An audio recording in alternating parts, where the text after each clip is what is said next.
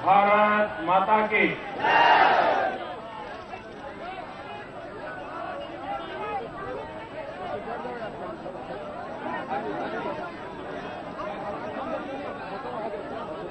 मंच पर विराजमान भारतीय जनता पार्टी के लोकप्रिय सांसद और पार्टी के राष्ट्रीय पदाधिकारी बहन सरोज पांडे जी, मोदी का मिल रहा वाला मोदी का बेमेतरा से बेमेतरा विधानसभा के उम्मीदवार श्रीमान अवधेश चंदेल जी,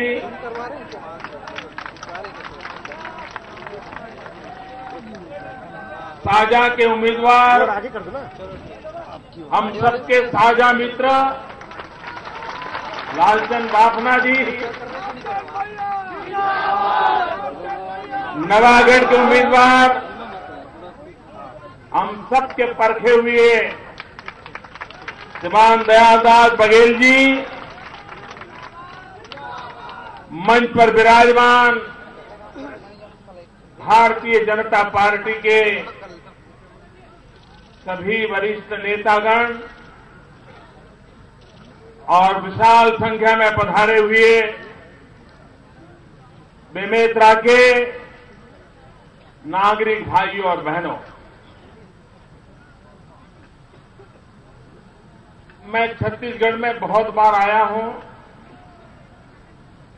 यहां के सभी जिलों में मुझे जाने का सौभाग्य मिला है। भूतकाल में तब मैं मुख्यमंत्री नहीं था, संगठन का काम करता था, लेकिन बेमेतरा जिला नया बनने के बाद मैं आज पहली बार आया।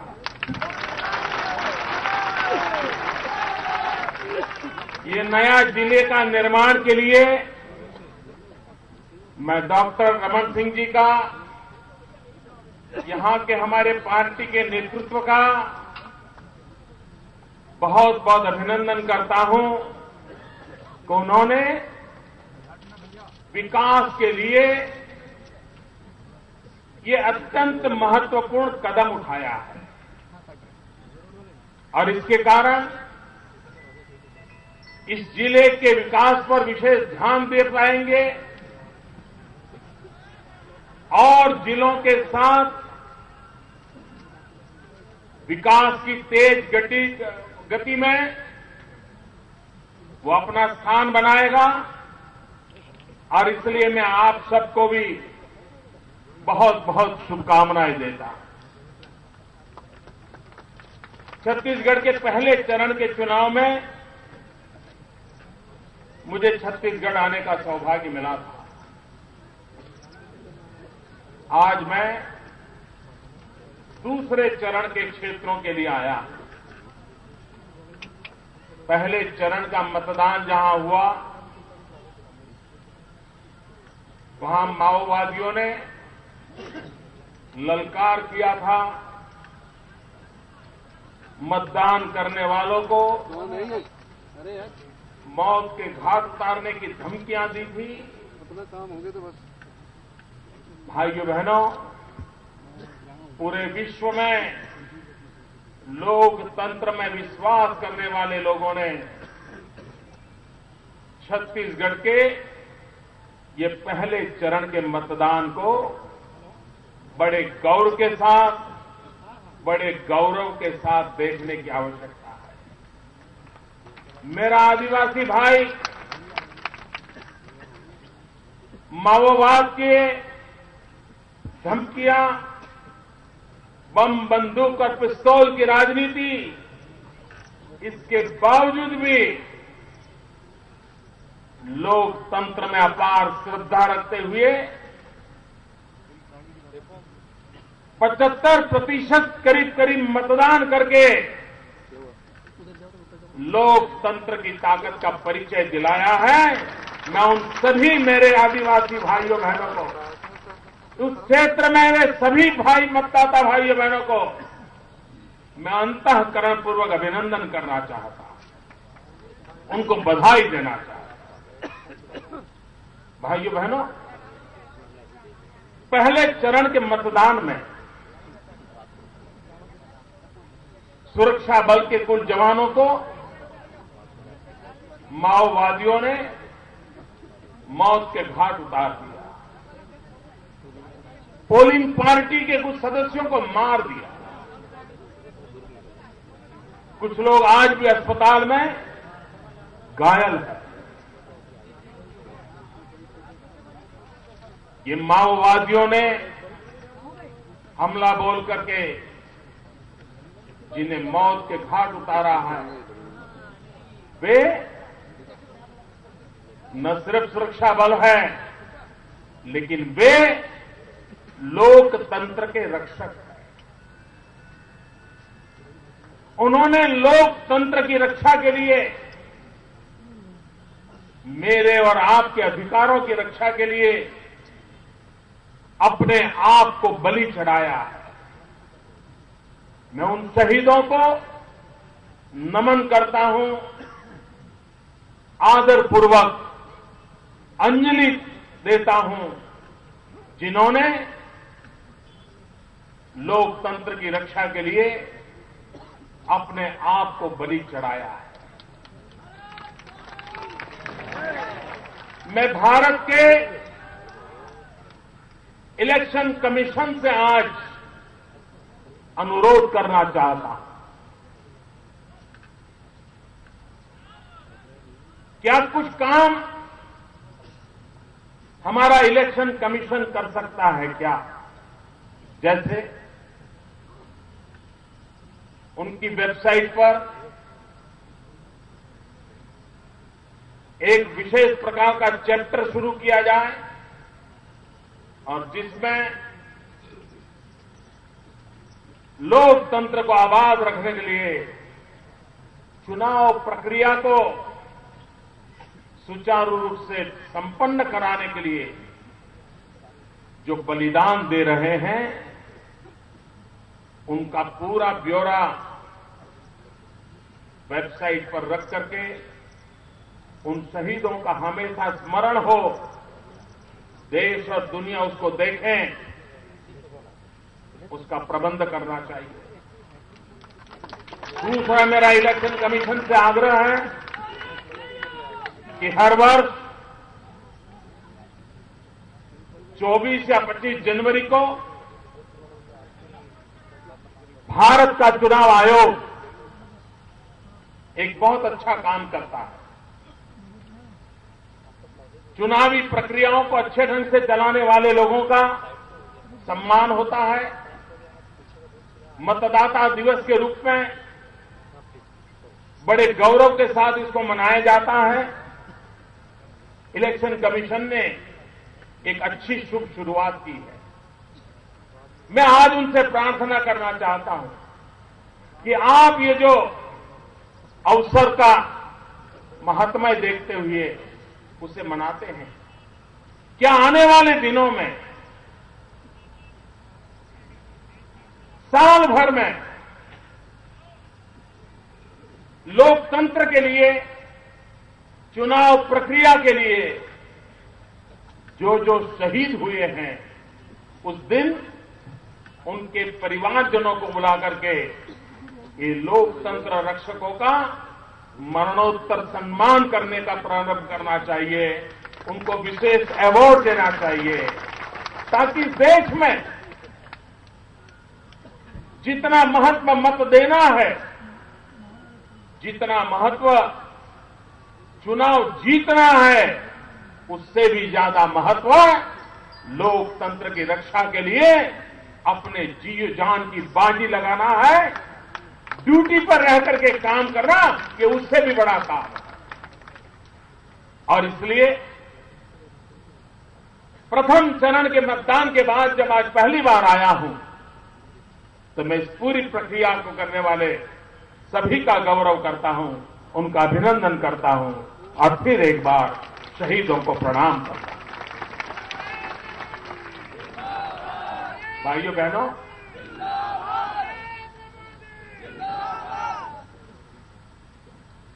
इस चुनाव में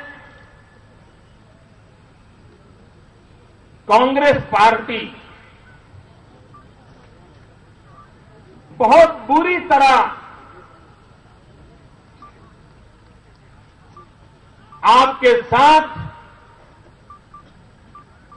धोखा कर रही है। ये चुनाव कांग्रेस ने छत्तीसगढ़ की जनता के आंख में धूल झोंकने वाला चुनाव बना दिया है। छत्तीसगढ़ की जनता को गुमराह करने वाला चुनाव बना दिया है। छत्तीसगढ़ के अखबार, छत्तीसगढ़ के मीडिया, छत्तीसगढ़ के जागरूक नागरिक, छत्तीसगढ़ के राजनीतिक दल बार बार पूछ रहे हैं कि कांग्रेस पार्टी घोषित करे उनका मुख्यमंत्री का उम्मीदवार कौन है।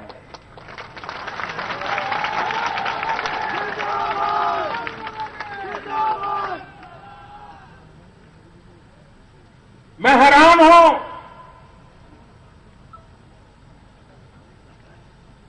अगर कांग्रेस के लोगों का स्टिंग ऑपरेशन करो, प्राइवेटली पूछो, तो वो नाम देते हैं अजीत जोगी का। ऐसी क्या बात है कि इस नाम को छुपा के रखे हो? ऐसी वो कौन सा रहस्य है कि आपको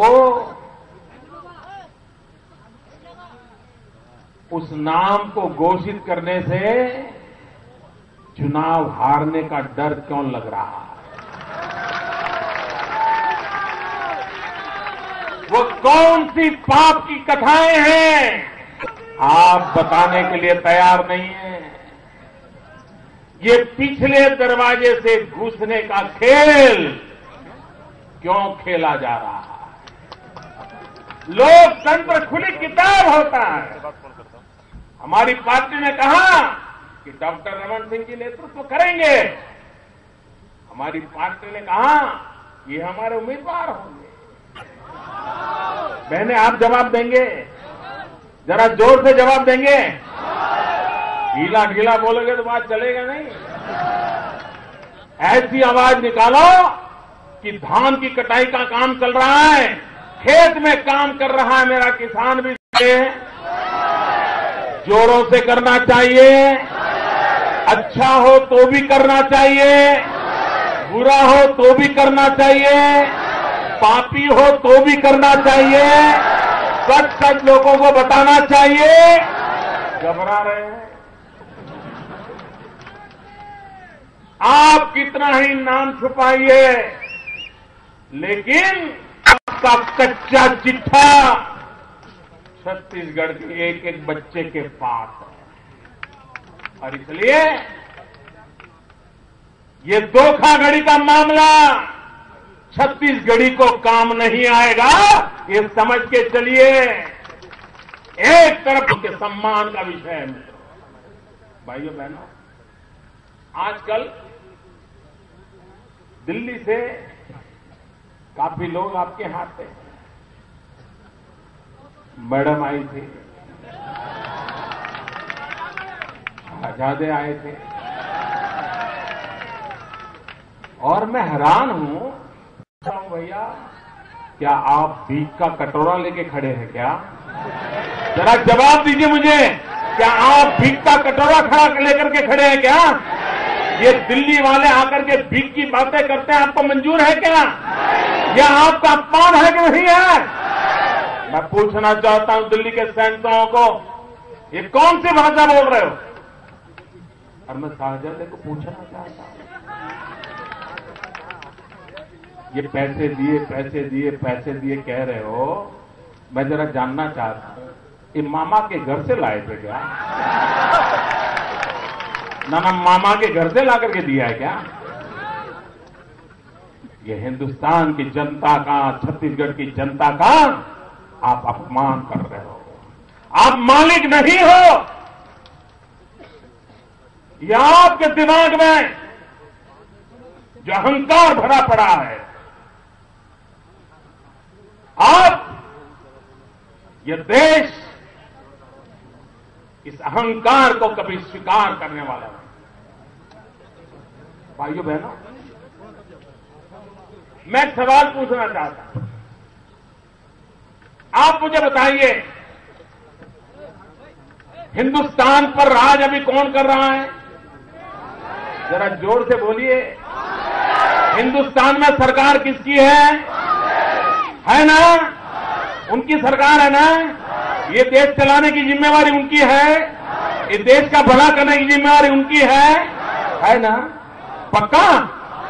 अच्छा मुझे बताइए, छत्तीसगढ़ हिंदुस्तान में है? जोर से बोलो, उनको पता चले। छत्तीसगढ़ हिंदुस्तान में है? कांग्रेस वाले एडवर्टाइजमेंट दे रहे हैं, कांग्रेस लाओ, छत्तीसगढ़ बचाओ। छत्तीसगढ़ हिंदुस्तान में है, हिंदुस्तान में आपका राज है, तो क्या छत्तीसगढ़ को बचाने की जिम्मेवारी है कि नहीं है भाई? तो अब क्या लाना है? इसका मतलब आपने दिल्ली में बैठ करके भी कभी छत्तीसगढ़ को अपना नहीं माना है। आप छत्तीसगढ़ की आंख में धूल झोंक रहे हो, और इसलिए आज आपको इस प्रकार के तर्क देने पड़ रहे हैं, इसलिए आज आपको ऐसा एडवर्टाइजमेंट देना पड़ रहा है। भाइयों बहनों, ये कांग्रेस पार्टी वादा खिलाफी करने में मशहूर है। वो वादे हैं कि नहीं आते मुझे मालूम नहीं है।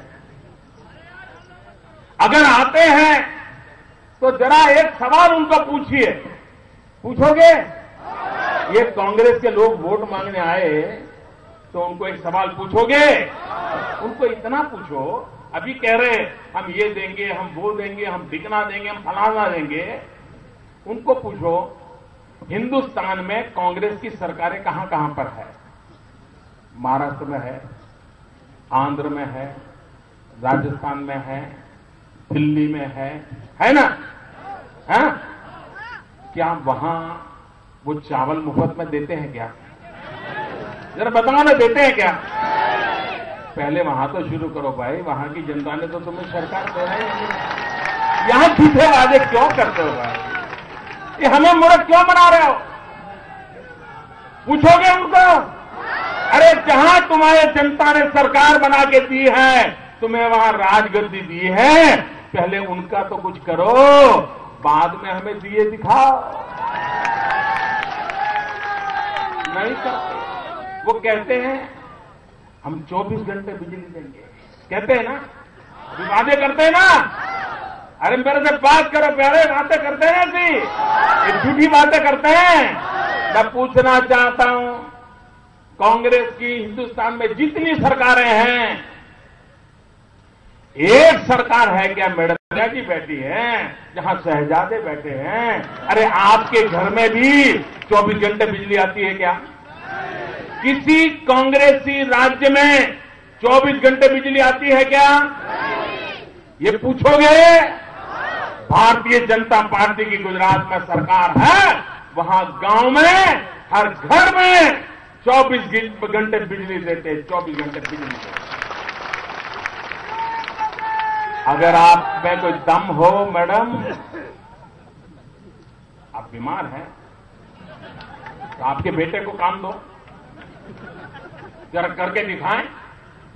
एक राज्य, कांग्रेस का एक राज्य, ज्यादा नहीं, एक राज्य में 24 घंटे बिजली देकर के दिखाओ, और फिर छत्तीसगढ़ के लोगों को ये नई नई बातें बताओ, वरना ये झूठी बातें बताने का आपको अधिकार नहीं बनता। भाइयों बहनों, मुझे बताइए, ये कांग्रेस पार्टी ने 100 दिन में महंगाई कम करे थे, ऐसा वादा किया था। 2009 के लोकसभा के चुनाव में मैडम सोनिया जी ने डॉक्टर मनमोहन सिंह जी ने अगर वो लोकसभा में दिल्ली में सरकार बनाएंगे 100 दिन में महंगाई कम करेंगे ऐसा वादा किया था। जोर से बोलो, किया था? किया था?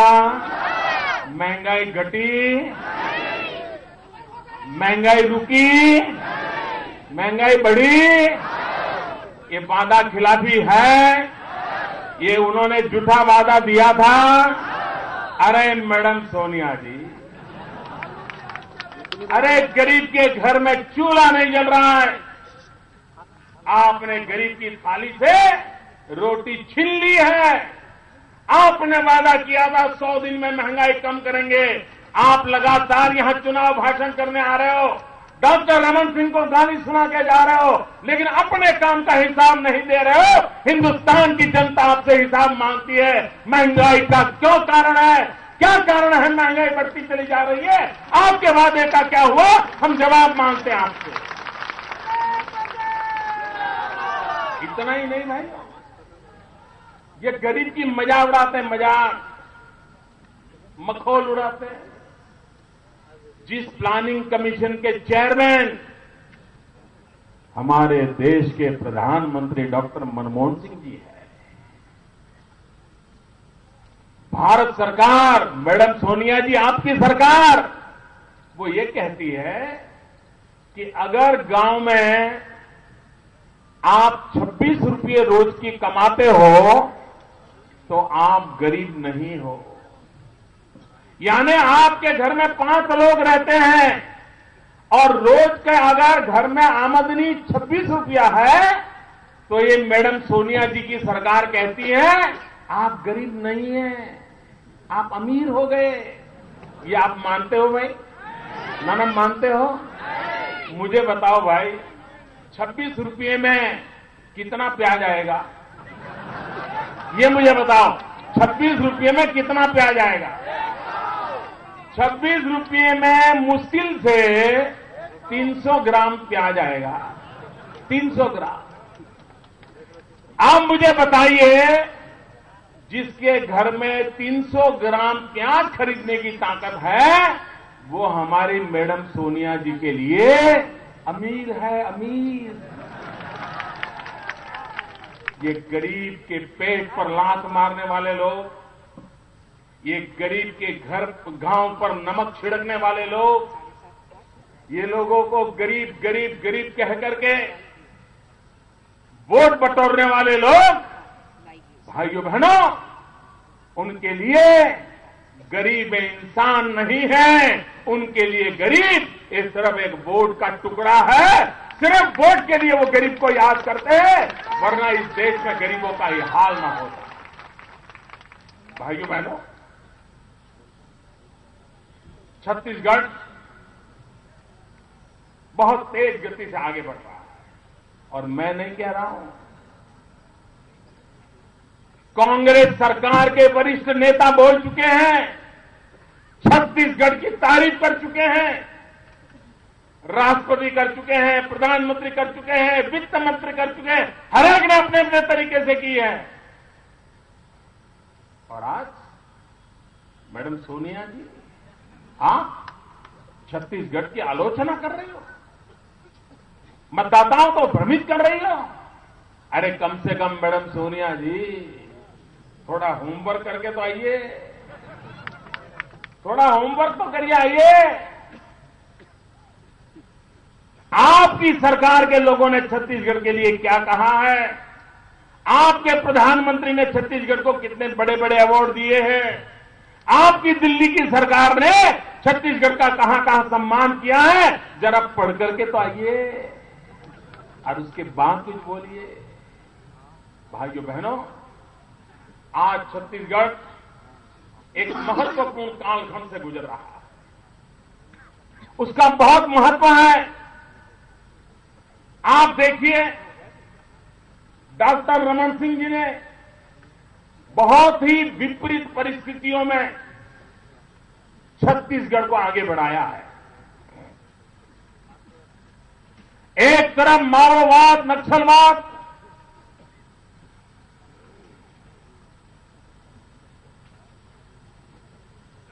एक तरफ माओवाद नक्सलवाद जो छत्तीसगढ़ को तबाह करने पर तुला हुआ है,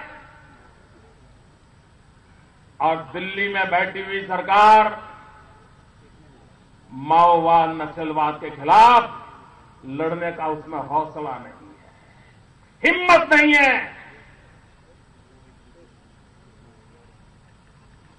उसके दोस्ती की भाषा बोलते रहते हैं और पिछले दरवाजे से उनके साथ समझौता करके के चलने वाले लोग हैं।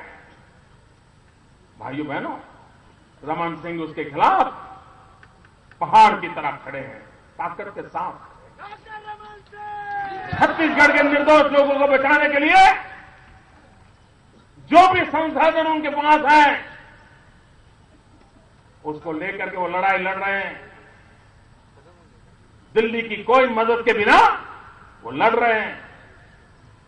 दूसरी तरफ दिल्ली में ऐसी सरकार है जो छत्तीसगढ़ का भला देखने के लिए तैयार नहीं है। उनको लगता है कि जितना जल्दी छत्तीसगढ़ बर्बाद हो ऐसे ही कुछ करो ताकि उनकी सरकार आ जाए। क्या सरकार के लिए छत्तीसगढ़ की जनता को दंडित करोगे क्या?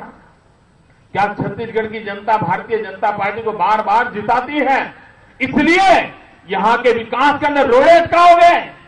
भाइयों बहनों, छत्तीसगढ़ की जनता को मैं कहना चाहता हूं, डॉक्टर रमन सिंह को मैं बधाई देना चाहता हूं कि दिल्ली में 10 साल से रोड़े अटकाने वाली सरकार होने के बावजूद भी उन्होंने प्रगति की बागडोर संभाली, प्रगति की यात्रा को आगे बढ़ाया है। भाइयों बहनों, अब बुरे दिन जाने के दिन आ गए हैं। ये 10 साल का कठिन समय जो दिल्ली की सरकार के कारण छत्तीसगढ़ को परेशानियां झेलने पड़ी, उसका भी अब अंत आने वाला है। 2014 में दिल्ली में सरकार बदलने वाली है। दिल्ली में भारतीय जनता पार्टी की सरकार बनेगी, एनडीए की सरकार बनेगी। भाइयों बहनों, छत्तीसगढ़ को 10 साल विपरीत परिस्थिति में काम करना पड़ा है। अब छत्तीसगढ़ में भाजपा की सरकार हो रमन सिंह जी की, और दिल्ली में भाजपा की सरकार हो, दोनों की मदद मिले। आप कल्पना कीजिए कितनी तेजी से छत्तीसगढ़ आगे बढ़ेगा। और इसलिए मैं कहने आया हूं, इस बार कोई गलती मत करना। अब तो आपको फायदा है, यहां भी आपकी सरकार होगी, दिल्ली में भी आपकी सरकार होगी, आपका भला करने वाली सरकार बनने वाली है। और इसलिए मैं कहता हूं, अब विकास की संभावनाएं बढ़ने वाली है। और इसलिए आपसे मेरा आग्रह है कि आप 2014 में जब दिल्ली में नई सरकार आ रही है, देश की जनता ने फैसला कर लिया है, इस सरकार को, दिल्ली की सरकार को निकालने का फैसला हो चुका है जनता के मन में। और इसीलिए तो सारे ओपिनियन पोल पर रोक लगा रहे हैं। कितने डरे हुए हैं जी, कितने डरे हुए हैं। मुख्यमंत्री का नाम डरने में डर लगता है, ओपिनियन पोल आ जाए उसमें डर लगता है। ये डरे हुए लोग, ये सहमे हुए लोग, ये चुनाव से घबरा रहे लोग, ये सत्ता जाने वाली है उसके कारण भयभीत हुए लोग आजकल बड़ी अनाप शनाप बातें करने लगे हैं। भी सरकार में होती है, उसका एक ही मंत्र होता है, विकास। हमें विकास करना है, हमें गरीबों की भलाई करनी है, हमें किसानों के कल्याण के लिए काम करना है, इसलिए काम करना है। और इसलिए मेरे भाइयों बहनों, गांव गरीब किसान की भलाई